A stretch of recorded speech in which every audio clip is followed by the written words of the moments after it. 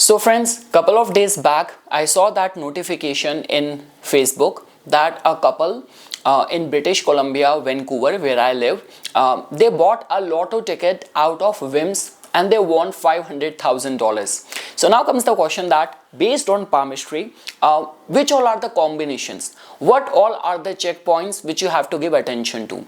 Now friends, you know that I'm a certified professional palmist, astrologer. I did my course from a recognized place in India, and after reading many books and after decades of consultation experience, all what I can say is that the areas where you have to give attention. So first of all friends, the little finger, this finger becomes very important because this finger is connected with the planet Mercury, responsible for quick gains. In the palm, you have to give attention to the region of the Rahu, so the center of the palm.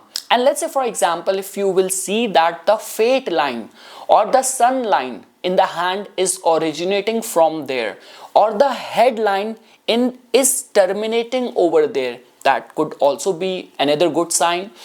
And on the just beneath the ring finger, the region there, that puffed region is called as the Mount of Apollo or the Mount of Sun. So now if you will find a star combination over there, a symbol of star over there, so that is also a very positive sign. So if I were to summarize, you have to give attention to the little finger, like the region beneath the little finger, like which is called as the Mount of Mercury. A symbol of like square over there, a star over there is a good indication.